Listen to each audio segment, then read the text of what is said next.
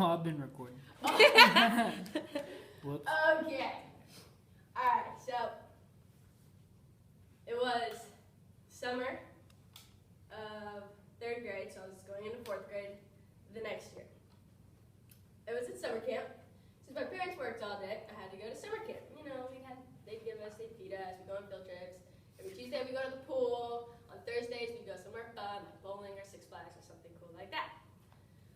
So one day, I was with my friends and with a teacher, and we were all sitting inside, because everybody else was outside, because we wanted to have lunch with our teacher, our counselor. So, we were sitting in there, and lunch was chicken nuggets. It was chicken nuggets, peaches, and like smiley face French fries, and I had my milk.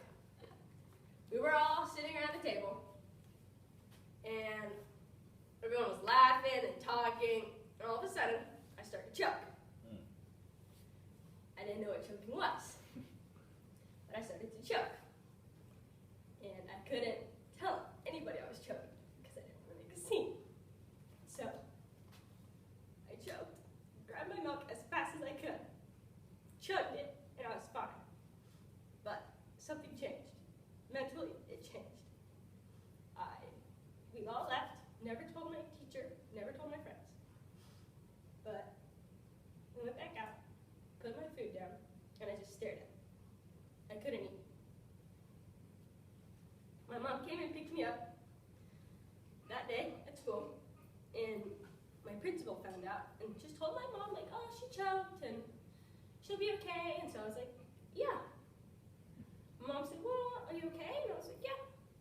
She goes, you want to go do anything? No. She goes, okay. You want to go to the park? Sure. She knew something was wrong. I wasn't talking. That's a sign. So, when I wasn't talking, she said, this is interesting. This is different.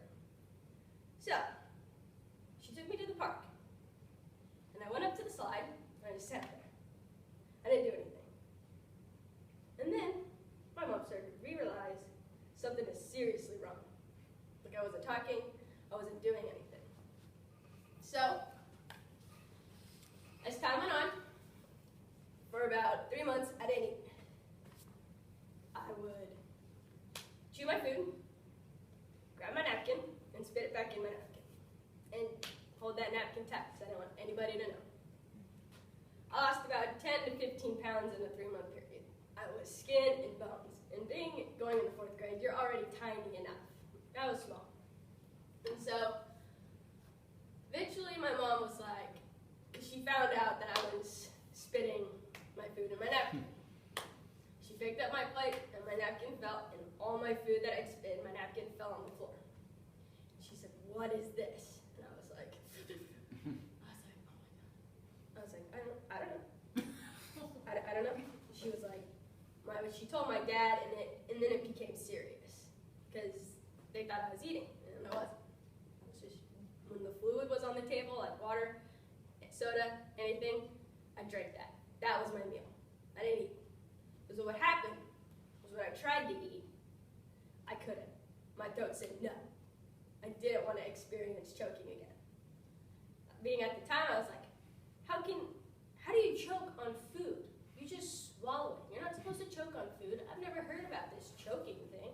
Like, when I was choking, everything started to go black and white, and it kind of just froze. Everything just froze in time, and I didn't know what was happening. So it scarred me.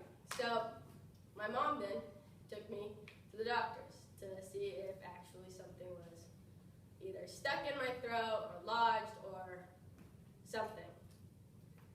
And so then, after my mom took me to the doctors, my dad, and we went in there and they examined my throat and just to make sure everything was okay, and everything looked fine, but I still wasn't eating. I still would chew it and spit it back out.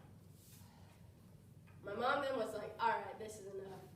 They took me to do more tests, and they made me drink this pasty, gross drink, and I had to sit there, and I walked into this room, and there was a huge machine, massive machine.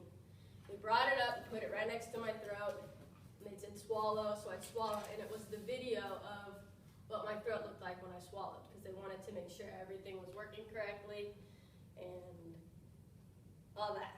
So eventually they said there's nothing wrong, you just can't swallow, mentally you just won't let yourself.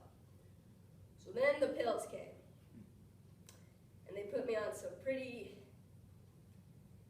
dosey stuff. I forget the name, but it was anti-anxiety pills that I had to take. And so then after that, I had to go to a family counselor. And I went in there, and she told me I had to write down every meal that I ate and what it was, and I'd have to make a log to show her. In return, she'd give me these bars. Like in Mean Girls, when she gives her the bars to make her gain weight, those were the bars I was given so I could gain weight back, because I was incredibly small. It was so you could see all my bones. Like, my mom says that she has a picture of me, and I'm so skinny she can't look. Like, it's that tiny. And so, and this was all happening over winter break. So when I had to go back to school, my mom couldn't monitor me at school. It was all up to my teachers to watch me now. But since I went to a really small private school, they could watch me like a hawk. My mom told them all what was happening, and my principal and my teacher said anything she wants, we'll get it. We'll leave school, we'll go get it for her. She won't eat here, we'll get her something. So my mom told them I had smoothies every day for lunch. I had to sit with my teacher. She had to watch me to make sure I did eat. And then after I passed the smoothie stage, I went to KFC mashed potatoes. I tell you, I lived on mashed potatoes for about a month. And I sat in my desk. When all my friends went out to go play and eat lunch, I had to sit in my desk with my teacher, and she had to watch me eat to make sure I did eat and wasn't spitting it out again. Once that time passed, and I'd have to go up to her, show her, here's my food, I ate it all, and she'd say, okay, you can go out and go play. So I'd go out and go play. My mom, when I went to spend the night at a friend's house, my mom went up to my friend's mom, and we've been best friends forever, the day we were born. And my mom told her what was happening, and she made me my favorite meal. She made me tacos. I was like, oh, tacos. And I tell you what, her mom sat right next to me. I had my napkin there, I saw it, I was tempted, but little piece by little piece, I did it. And on the weekends, when I was at home, you know the baby mandarin oranges? Yeah. I'd have a cup of those.